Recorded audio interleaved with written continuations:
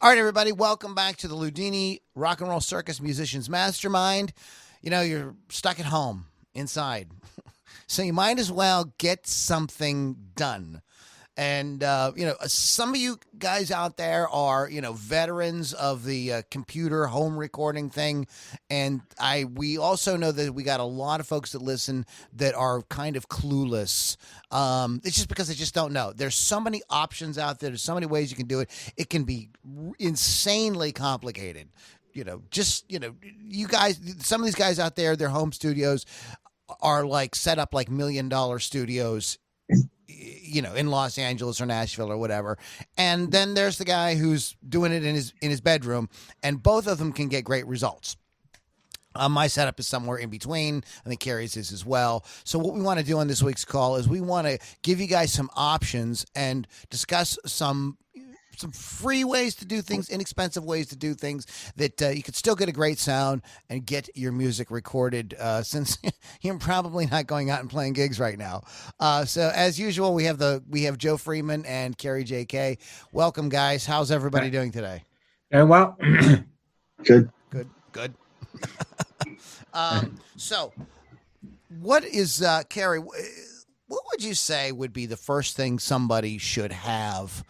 Do we want to start with equipment, or do we want to talk about software? Well, if we are going to talk about equipment, the first thing I'll say is it's probably taken about 10 years to reach this point, but right now probably everybody has in their pocket something that they can get started with, and that's a cell phone. It used to be that the only thing that was any good at all for this was Apple.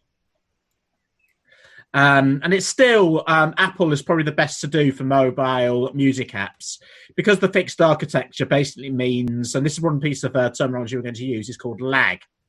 And lag is the delay between sending an input to something and the actual moment when it sounds, when it's recorded. Also known as latency. Also known as latency, right? Latency, yeah. Okay. So latency, lag. Traditionally, Apple has been much less of a problem than that, and it's because they are fiercely protective of every Apple machine being the same.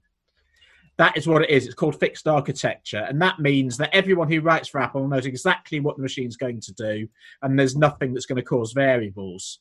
PCs, on the other hand, are basically put together so that anyone can add anything they like, exactly the same as Android is. And that's why you will always get added latency on those platforms, because everything has to talk to itself. On PC, at least, it's got better over the years. And there's technologies like SEO which have done that to the point now where the difference really isn't as much as it was.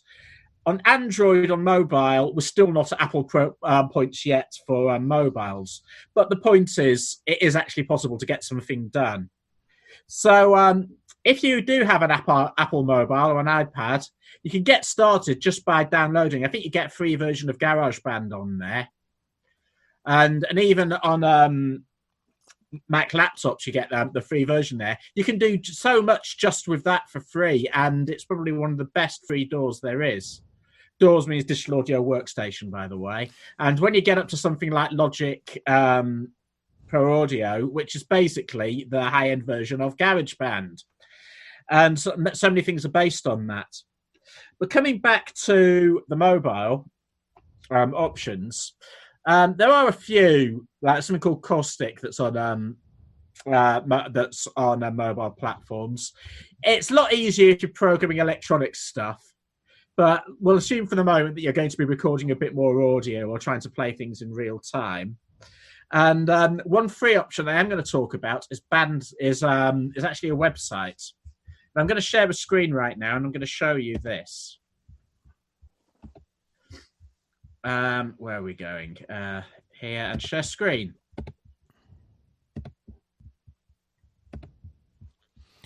While Carrie's I'm sorry, go ahead. I didn't realize you were going. Go ahead. So what this is bandlab.com. And there's other websites are available that do the same thing. But the great thing about BandLab is it also has an app for Apple and for Android. And what you find you can do with this out and about, we're all stuck at home now, but out and about the house, maybe. You can add things to your projects from any location.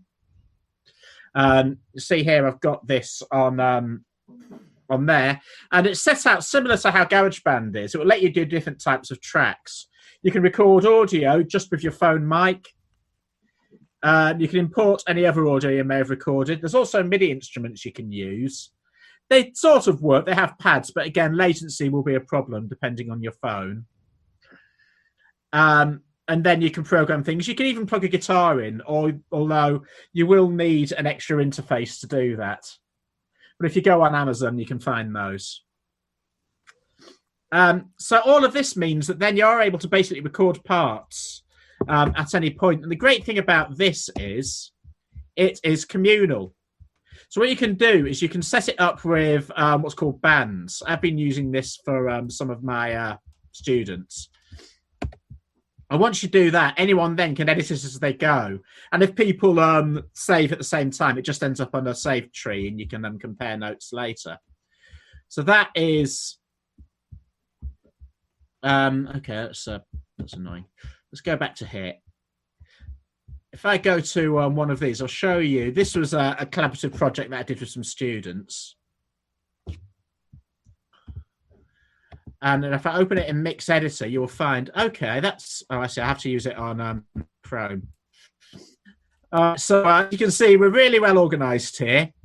And the particular way I became well organized on this occasion was not using the correct browser.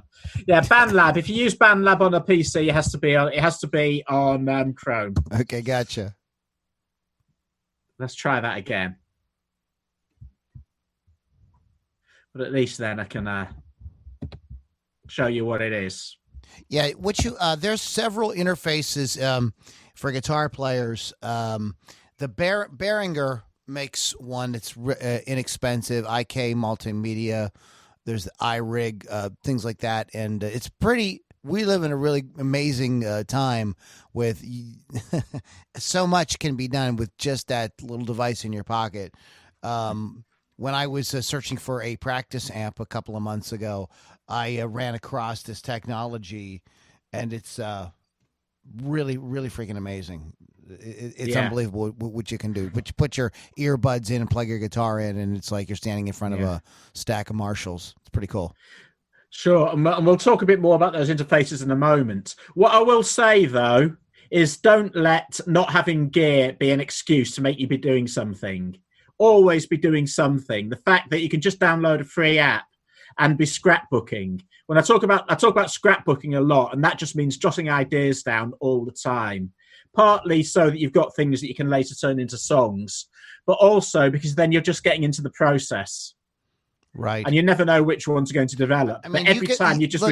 Right. There's always old school too, guys. Like my, these all have some kind of voice recorder on them that you can hit record and speak into. And I've used that many times, like at band rehearsals, and I use it a lot for capturing ideas. I don't want to hook up, necessarily be plugged into my whole recording thing before I sit down with the guitar. I'll be sitting here and I'll be coming up with stuff. Oh crap, I want to record this. Well, you just click the record button. So you can, if you, even for just doing that, you can do that quickly with, that's very low tech. So coming along with this now, here's the options that we have when we create a new track on the DAW project. Instruments, these are MIDI instruments. If you've got a MIDI keyboard connected to your computer... Can you tell people what MIDI is real quick, Kerry? MIDI is Musical Instrument Digital Interface. And it goes right back to the late 70s, early 80s when they started coming up with a standard way for electronic instruments to talk to each other. And at that time, it was a lovely little 5-pin plug that you put into the back. By the way, it's really hard to actually buy those leads now if you try. They're technically out there, but that's because most MIDI activity now goes on through USB or is just programmed at source. But if I do show you, actually, I can show you the socket maybe. And it's actually on the back of this interface. That's right there. Yeah. Yep, that's a MIDI socket. Old school. So it's a 5-pin socket, and that was for a long time the way we got synths and keyboards and programmable instruments to talk to each other. And it still isn't a way. The same technology is still being used. It's just that so often now it moves to USB. So if you've got a MIDI keyboard in there, and even if not, I think you can use your computer keyboard or anything like that. You can record MIDI parts of those instruments. The native ones for something like this won't sound spectacular, but again, they're great for scrapbooking. And what you can always do then is export the MIDI to something else, which we'll show you another time. That's the great thing about MIDI is the sounds can just very easily be replaced with, you can start out with, little whatever your phone has, and that information can be turned into, very, sophisticated samples that, are indistinguishable from real instrument. Well, virtually indistinguishable from real instruments. Yeah. Actually, this is something I will say. I mean, I should say this at this point. There is a difference between MIDI recording and audio recording. Audio recording is just recording audio as it's sound reproduction, just like onto a tape or onto a disc or a wax cylinder or whatever else. So once you record audio, that audio is there and you can cut it up and edit it, but you have recorded the actual sound that you heard. MIDI does not record any actual audio through a microphone. Instead, what it records is information, data, as numbers. And the usual comparison of a piano roll with the little holes on a sheet of paper that told the piano which notes to play. And what a MIDI keyboard or a synth will then do is take that information, feed it in there, and know which notes to play where and when, and then convert it back into music. And that also means then that once you've recorded something to MIDI, you can assign it to any instrument you like and change your mind at any time. If you've recorded audio, if you record a guitar part on audio and then wish you'd use a different guitar, then you just have to record it again. You can't change that to a different guitar once you've recorded the audio. Going along here, so that's standard MIDI. In fact, I'll try and get one of each just to illustrate this. As you can see here, there is this is the computer keyboard that you can use.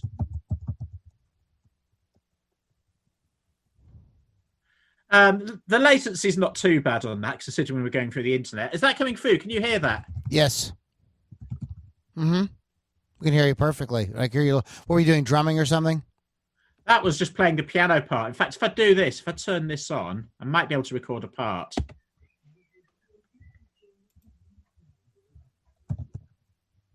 No.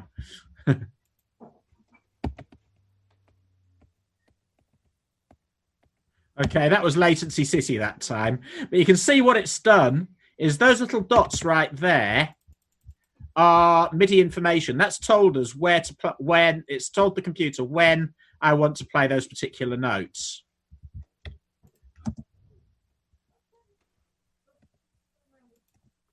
I can change that back like that. And the other thing, as I say, with that, because it's information that it's just changing to that. If I change the instrument to something else, which I believe I do this way, I can put it onto just about any instrument that I want that way. Carrie, I'm still on the Chrome. When you're sharing your screen, I'm still on the Chrome thing. I'm not seeing what you're doing. Oh, okay. I know. Yeah, I noticed that. Yeah, there's some weird technical stuff going on my end as well. Okay, that's not working out. Let's go there. Here we are. Can you see it now? Yeah. Oh, there you are. Yes. All right. That's better. Right. Good. So what I've recorded here, this is the MIDI information. So those little dots there, I'll do it again to illustrate the point. In fact, record it from there.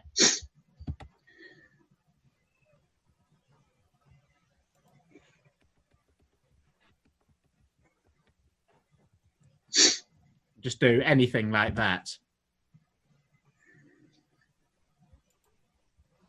So I'm getting a hell of a lot of latency here, but the point I'm making with that is once it's recorded to MIDI, I can then change it to any other MIDI instrument that I want. Let's go to here.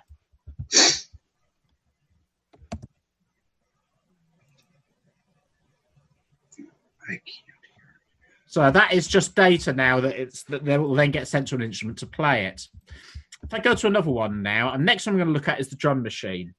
Now, this drum machine is similar to what you would have found on things like the TB-808 or TD-808 rather, old drum machines from the 80s. And these are set up. Along here, we've got the drums, kick drum, snare drum. This is great for electronic sounds, although some of these will have actual acoustic sounding ones too. And this will let you make up drum beats. Each of these different columns is a beat, and it's broken up into 16 beats. So this is basically a default one it's given us.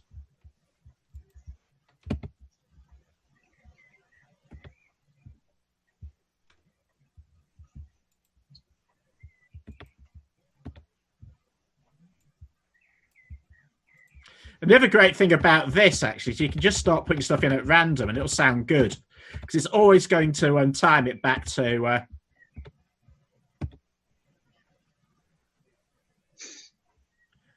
And again, because it's MIDI,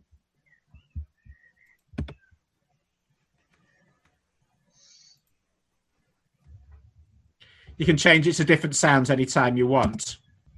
So that's another way of entering MIDI, is when you've got grid input like this.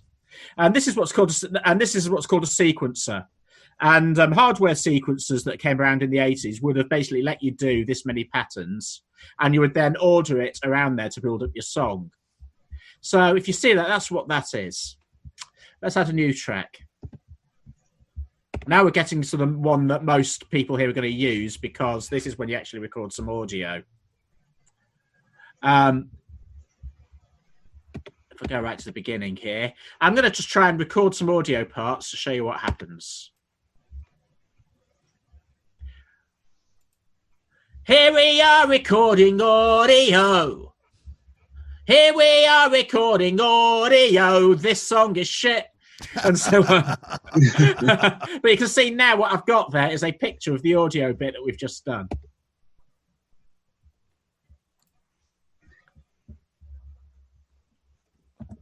And then what you can do is layer up as many as you want on here.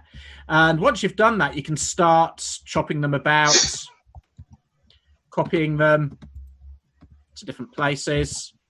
You can auto loop them and add all sorts of effects there to make it work. So that means on this website now, we've got enough here to build up a recordable song, which we can then collaborate with other people on this platform, which we can add to out and about using a phone app, and basically do all sorts of stuff. It's still not as good as a standalone studio would be, but the point of this is exactly the sort of thing that you can get started with for free and get used to how things work.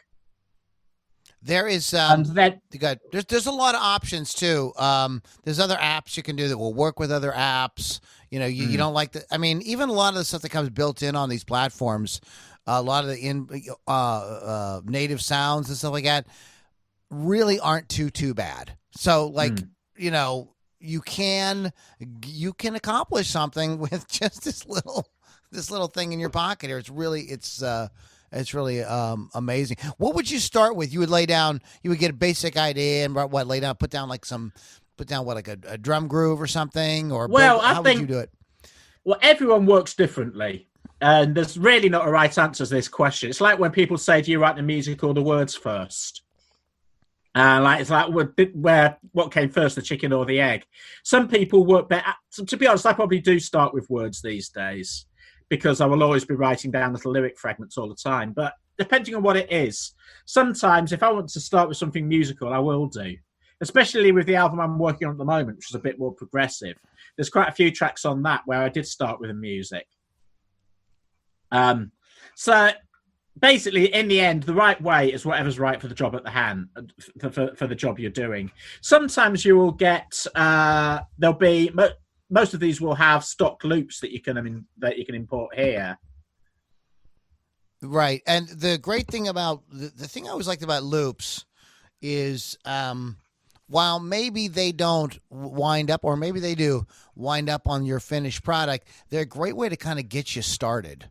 Yeah, you know, something that I always really like doing is, you know, I can't think of anything, or I don't know where I want this to go or whatever. So I'll just start screwing around with loops. play around with different loops, and I'll play to them. And very often, especially if it's something that's completely outside of my genre, it will help to take me out of my old way, the sort of repetitive ways. We all fall into certain ways of doing things, certain sounds that we kind of always keep coming back to. And with sometimes playing around with loops, you can get inspired to do stuff that's totally different. So it's definitely something you want to incorporate. Yeah, I'm quite resistant to loops, to be honest. I think it's just not my cup of tea at all. Yeah, I think what I've often said is the day when I realised this, I think it was sometime in the mid-90s when I went into a music shop, and it was when they started really using these things on the workstations at the time. And I pressed a key, and it started triggering all these loops going off at once. And I basically had an instant song. And I thought, wow, I could do that and have a song immediately and put it out there. And then I stopped and I thought about it. And I thought, how many people have come through here this week and pressed that key and written the exact same bloody song? And that's when I realised at that point, people who make music that way, go right ahead. If you can do something creative with that, more power to you. And a lot of people do, but it's not for me. I'm a traditional musician. I like to do things from scratch. When I do use loops, it's like you said, it's as a shortcut to something. It's like a placeholder for something that I want to do. The other thing is the chances are that those loops will be close to what I have in mind, or nothing like it, but they'll never be exactly what I have in mind. And I want to be able to tweak it to make it exactly what I have in mind, or make from scratch exactly what I have in mind. And I think a lot of people sometimes, when they rely on loops too much, they'll spend a lot of time convincing themselves that this thing they found in a box was what they had in mind all along, when in fact it's just something they settled for because it was close. So we can get started with our cell phones, but say we want to dig a little deeper, Carrie. I mean, quite frankly, the workspace that you have on your screen is relatively small. So if you're sitting there tapping out, MIDI notes or whatever you're doing, that's a lot of people are going to find that kind of uncomfortable, annoying. I know I would. So what would be, let's move to something just slightly more sophisticated, but yet user friendly. Okay. So now this is what we use. And this is what we're recording on right now on Lou's computer. This is Reaper. So this is our DAW of choice, and this is a proper professional solution now. This does all the bells and whistles. I won't have time to show you all of it. But essentially it boils down to the same thing. Depending what we add, we'll be recording either audio or MIDI. So audio if it's going to be stuff that, if it's going to be audio if it's going to be things like that. There we go. That's what I had before, and you can hear it coming through. If I disarm that, then it won't echo anymore. And MIDI for anything that I want to be able to change through. This is where virtual instruments come in. Virtual instruments are computer programs that basically synthesize or create instruments or effects. And they could be drums, they can be pianos, pretty much anything you want. Or you can have something like this, which is an entire MIDI bank that has pretty much every sound, pretty much a version of any sound you'd want. And you can go in and change them as you go. I'm just going to choose something at random.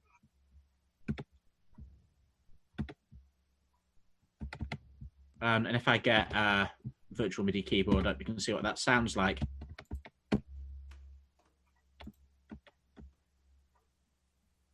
Now, I can play that in real time. I can also do what's called step time or programming by creating a part. Insert MIDI item. This is kind of flying by really fast for a lot of folks. So what Carrie is doing, if I can sort of explain this a bit, especially for those of you that are just listening, there exists a possibility of the traditional sit down at your keyboard, your musical keyboard, not necessarily, or your computer keyboard, and to play like you play. Sit down and pound out the notes. If you have some proficiency on the keyboard, and play. And then you can go in and tweak things around in post. You can actually with MIDI you can move those notes around.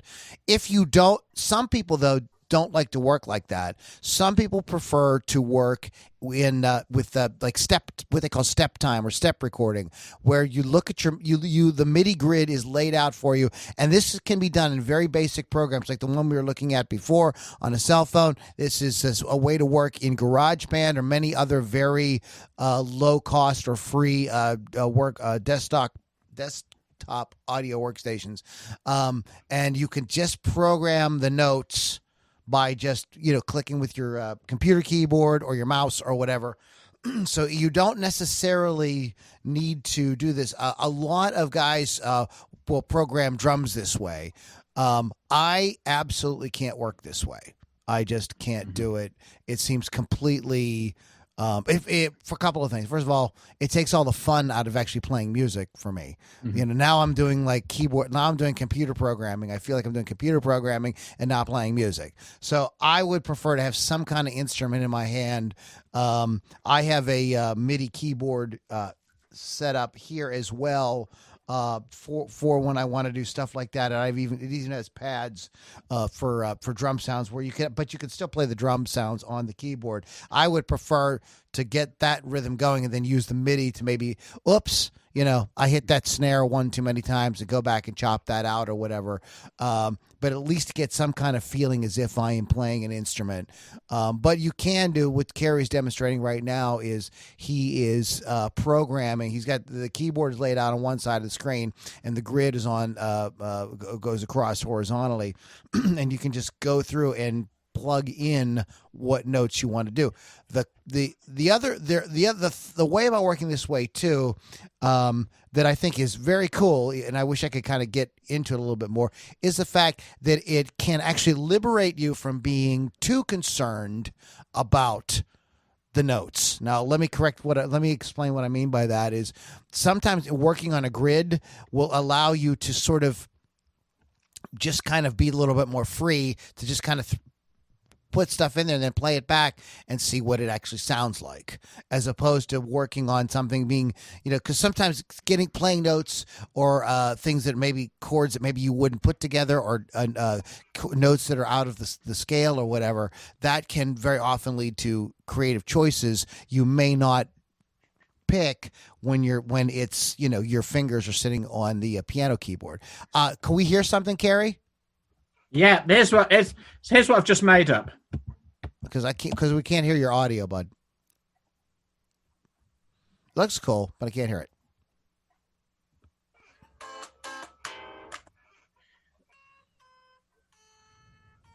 I'm gonna get some. I don't know if this is in tune enough to do this, but I could then show how I might then decide to record some guitar parts on this. Well, yeah, because we can't hear your audio. I can see it I can see it laid out on the grid. You can't hear that. No, we can't hear it. Looks cool. Okay, that's a problem. Well, in that case, it doesn't matter if I make it sound terrible. Then at least you can see it. What I am going to show you though at this point, and I'm going to see if I can stop that from. How do I stop this? Recently, there we go. So recently they changed it so that everything's in a different place as they do. What I'm going to do here is I'm going to record some audio here. Now I can record it straight like this, and it won't be instantaneous because I'm using a different kind of driver. What happened there? By the way, this is something that I should have pointed out. These red circles here, if that's lit up red, it means the track is armed, which means it's going to record onto any of these. If you turn it off, it's not basically, armed. Guys, let me explain this to you. How these things are laid out is there are buttons, just like you would find in an old school recording machine, play, pause, stop, forward, backwards, and record. and you simply hit the record button and start. That's basically in the most easiest to use software. That's how it works. So don't get too afraid of it. And the grid laying across the side of the screen allows you to see like how much input you have. The larger the wave is, the hotter the signal that's coming in. So there's a visual aspect to it that is really nice, and a lot of that people didn't have at one time. So it's easier to monitor what you're doing in terms of editing, stopping what you're doing, recording in pieces at a time. This is another thing that that even just recording on a mobile device is you can free yourself from doing everything linearly by getting different ideas, recording just those sections, playing around with those sections, and then moving them around and pasting them around to see what you like, what's going to work. And then if you do want a more of an organic feel for your final version, you can learn what you did, figure out your arrangement, then learn it and perform it that way all at once, or still do it in steps if you like. So there's no need to be perfect, like the first time through or anything on this. There are a lot of great apps as well that will work, that you can download and will work natively, that are very inexpensive. I'm looking at first of all, GarageBand comes with any Apple computer that you buy, but you can if you are working on Android, there are other things. If you just go to your Play Store and look for it. A lot of people like to work this way. I think that the Surface is too limiting for me, and I want to do something with something that I have a little bit more ability to get in there with my hands and play, etc. So what kind of Carrie? What kind of equipment? Let's say look, okay, it's great. Yeah, I can just turn my cell phone on, la la la la la, press some buttons and make some cute noises. But what if no? I'm gonna do this for real. I'm gonna get. Okay. So now we've finished scrapbooking. Right. Well, first of all, you need an audio interface. There's various ones available. Right here, I'm using this one here, which I showed you earlier with the MIDI. And this is a simple one. It's got two inputs here. You do need to be aware of there's a button here that's marked Phantom Power. Now that's for something particular, which I'm going to tell you about in a moment. But what it will do is it will give you two sockets for plugs like this, which are called XLR, and plugs like this, which we call quarter-inch jacks. Sometimes you'll get headphone jacks as well. Quarter-inch jack is just like a typical kind of guitar cable, guys. And that's right, XLR is what you typically think of as a microphone cable. Yeah. Just to keep so those are the two basics you'll get. Yeah. And the audio interface will then let you get those into your computer. That will convert this into audio signals, which you can then record, and it will do it a bit better than if you just plugged it in with a little cable into your laptop. So this is as simple as they go. Some of them are full-on mixers. Some of them will let you do multiple tracks at once. Some of them will only let you do one. But a lot of them, like this one, will do two tracks at once, which means you can either do it stereo as a left and a right, or you can do it as two monos. Now, for coffee shop singer-songwriters, this is basically going to be your voice and your guitar. So right away, you can just record two parts there and then mix them separately into this. That's where you can add effects, chop them up, do whatever you need to do. Getting back to the next thing now, obviously, if you're going to be singing or doing anything like that, you are also going to need a microphone. Now, there's two types here. I'm gonna stop the share here so we can talk. They are called dynamic and condenser. Now, Blue, I believe you're using a dynamic there. Yeah, this looks like a dynamic microphone. It is actually a condenser microphone. Okay, well, what a dynamic basically what this is the difference between powered and unpowered. So a dynamic microphone is like an SM58. It's the thing you would just plug into an amplifier and you just go. And it's great for live work. and it's direct, and nothing really goes wrong. But once you're recording at home, and if there we go, this is it right now. That right there is a dynamic microphone, and as you can see, that's got some war stories to tell. Yes.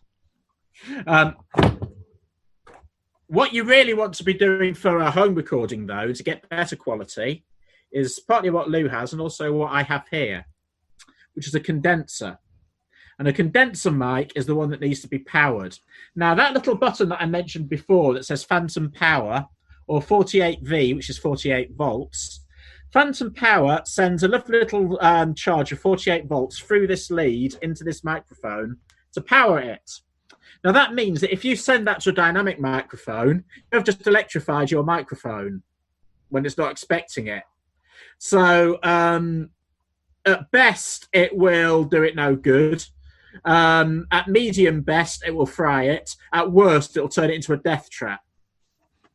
So be very wary of what you do with phantom power. Don't be sending it to things that don't need power.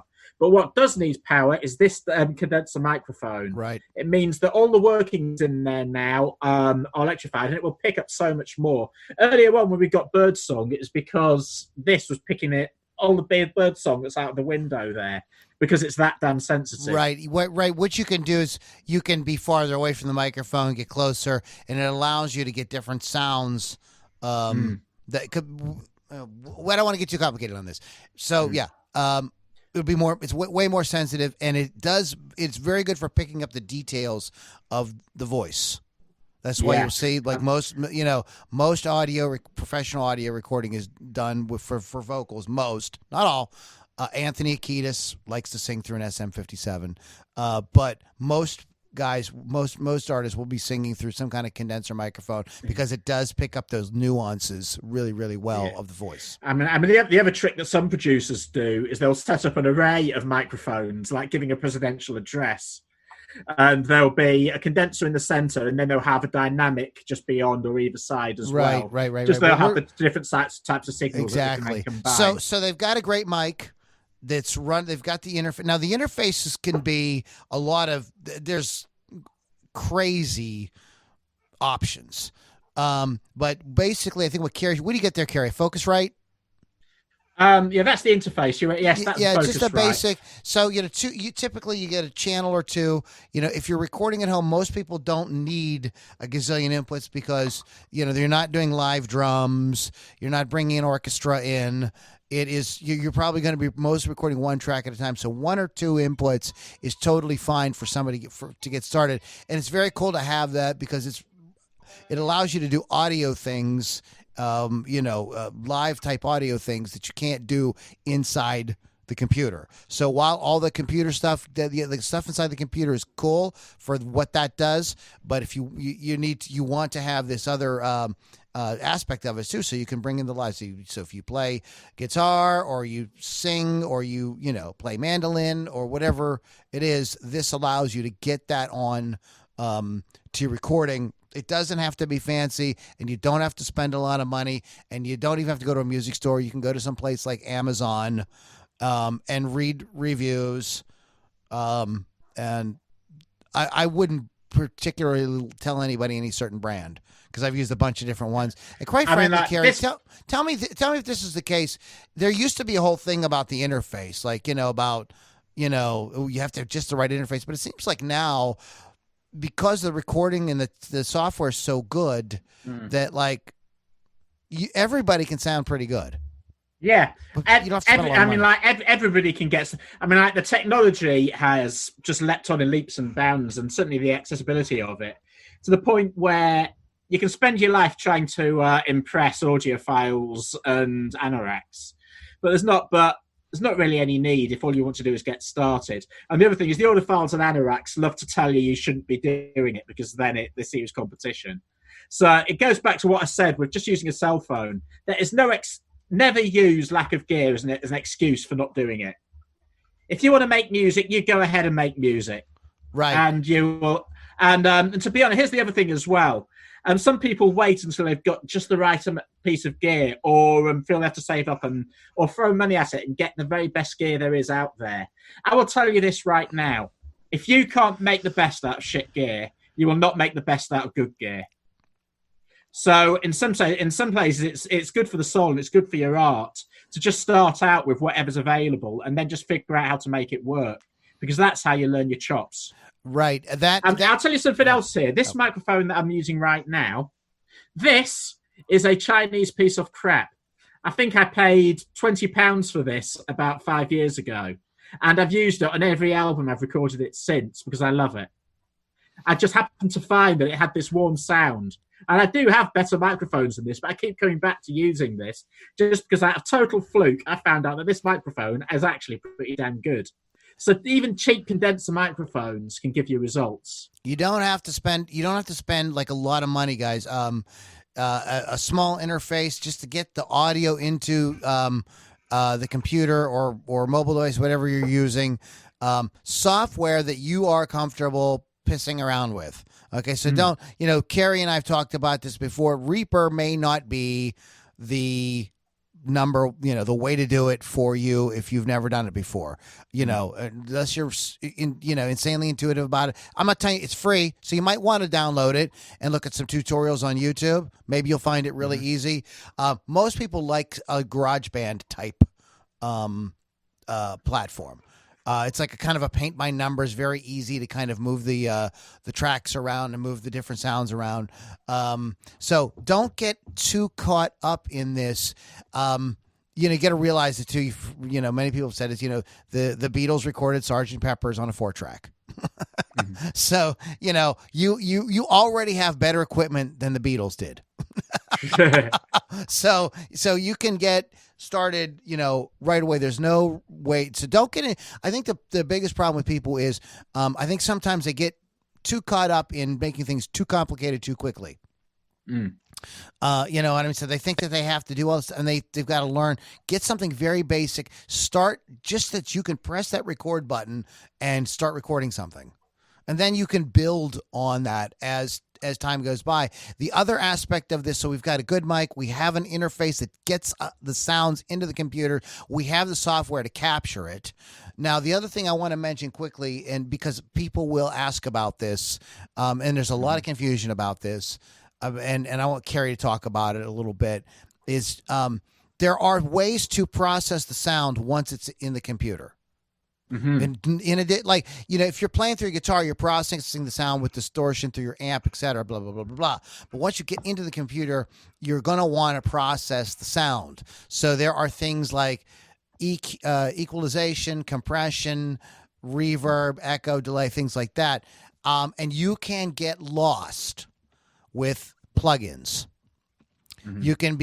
You can get so caught up in getting the latest plugins, just like Carrie was saying, that people will tell you have to have this microphone or this interface. There are a lot of free and very low cost plugins. Carrie has turned me on to several that sound really, really good. I've got a bunch of them here. Yeah, just real quick, what I mean by a plug-in is, guys, is instead of having that effect, like, guitar players have effects for their guitars, pedals, or, rack-mounted effects for that, external effects that you have, maybe you've seen, in studios, you can actually, there's software effects. That's essentially what this is, or software signal processing that plugs in, I'm making air quotes, with your recording software. And it sky's the limit, right, Carrie? There's absolutely. Anything you can imagine is there. While you're talking here, I don't know if you can see this. I'm just loading up a whole bunch of random things here, but all of these, I mean, you'll need to know what they are and what you're doing with them. But out of all of these, on this guitar part, I've just put on Quasar, which is an amp simulator. So what that does, it will add distortion in there to make my clean guitar sound like it's playing through an amp. That's a free version. They do ones that have all sorts of things that you can get. Reverb. That's to put it in a place and make it sound like something. Let's say this is when we start getting into higher end techniques that you can then spend your lifetime figuring out. Right. That's why I wanted. At least know that they exist. I don't want people to get lost in this or caught up in it, and it's fun to play with. But I don't want people to feel like they've got to have the latest, greatest, universal audio, pack in order to make Yeah. their records sound good. There's a lot of people who are processing their stuff on inexpensive plugins, free plugins that sound absolutely great. If I can make a recommendation, is watch Spectre Sounds YouTube channel because he's always coming up with telling you, like, you don't have to spend a ton of money. Here is a free thing or a super inexpensive thing that you can use to record with. And we should talk before we close today. One last aspect is, we got a little late start, is the drums, because maybe you don't want, maybe you're, I know Melissa's style is just primarily acoustic, but but a lot of people are going to want some kind of drums or percussion on there. And there are programs, free ones and inexpensive ones, that allow you to do a couple of different things. You can work the way Carrie was showing us earlier in like a step time. You lay the grid out. You put, I want my snare here. I want my bass drum here.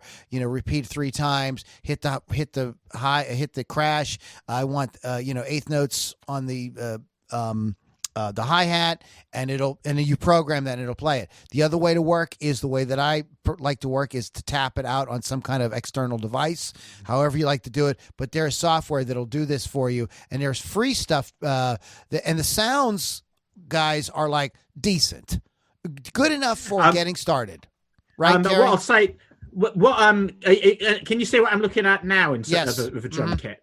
What this is Stephen Slate drums, and actually this is one that Spectre Sounds has recommended as well. Others are available, but I've got to say I've just bought the full version, which has got all of these. But the free version here is the best $0 you will ever spend for drums. The free version of this, that is just one kit, is what finally made me retire Easy Drummer, which is what I was using before.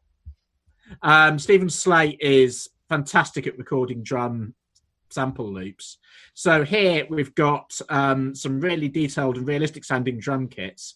It still won't. There are grooves that you can put in there. Again, I'm sort of anti-loop, so I don't really use them. I prefer to make my own. But that will give you really realistic sounding drums.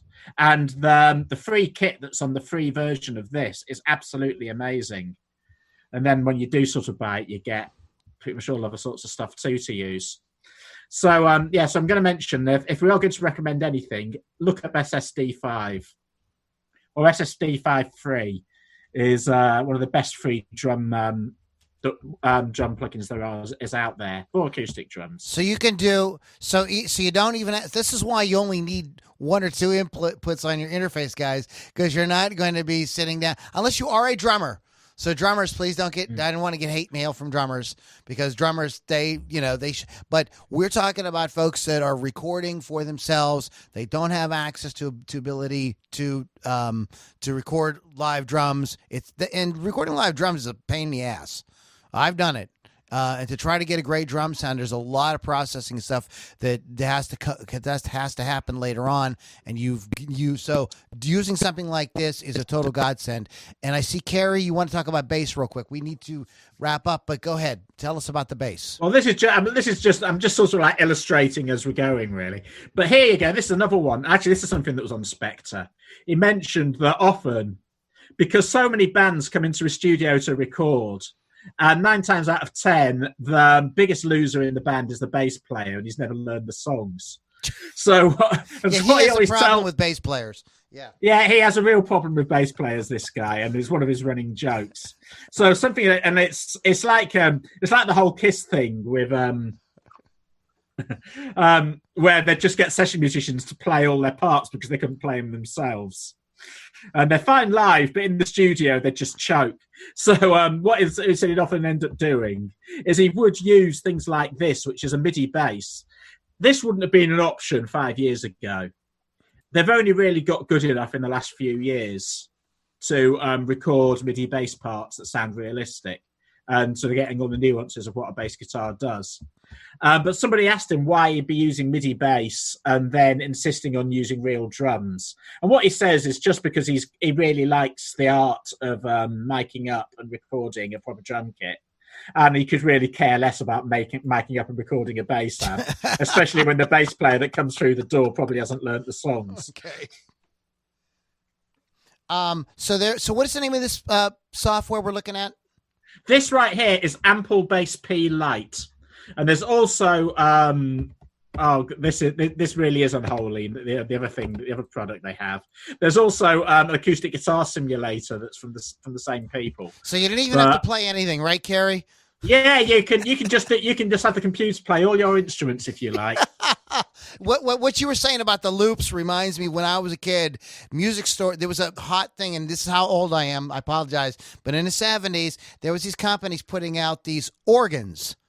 They were just organs. This was before computers or anything, and you would go to the music store, and they would show you all the cool things, and this organ would play itself. You'd press a button and it would give you like a really cheesy drum beat, and you'd play 3 notes and it would loop that into like a bass line, and then you would play a couple of chords and it would make, and then it's like you didn't have to do anything. You could just, hit these buttons and it would do this thing. Anybody who really played keyboards never used any of that stuff. They wanted to play. But that was the early version of sort of like done for you music that you didn't have to do yourself. I'm probably you guys are looking at me like I have 3 heads, but it was a whole thing. Hey Lou, and they would advertise it on TV and everything. Good. My grandmother has one of those in her living room. And my 6-year-old, every time he goes over, plays it constantly. But hey, I go back to, as I say, use whatever you have. Right. And find ways to make the best of whatever you have. Exactly. Because that is the only way that you develop your skills. The other thing I want to encourage people to do is a mistake is don't be afraid of it. You're not going to break it. Just start. Just get in there and start playing around. Press all the buttons. If when you get stuck on something, I do this all the time. I forgot how to do this. Okay, YouTube, and I type that into YouTube. That's how you do that. I remember now. So it's super easy to do. Don't be intimidated by it, but make music. These are we just wanted to show you guys that there are some inexpensive, sometimes completely free ways to create music, and get it done. I don't know. Maybe you'll get so good at it that you never need anything else. Yeah. I mean, there are people that are really good at maximizing the very minimum, and they make amazing sounding records. So maybe you'll get to that point. But what most people do is they start out small. They start out with something like this. They get excited about it. They want to add to it. They learn, and then before you know it, you can be putting out a lot of music very, very easily and very quickly. So that's it, guys. Just a kind of primer on don't be afraid of. Melissa was saying, she was a little confused on recording a couple weeks ago, so we wanted to do just a very surface overview of what's available out there, and just encourage people, don't be afraid. Just start. You won't break it. Right, Carrie? Absolutely. And there's never just one way of doing anything. Never let anyone tell you there's just one way of doing anything. Exactly.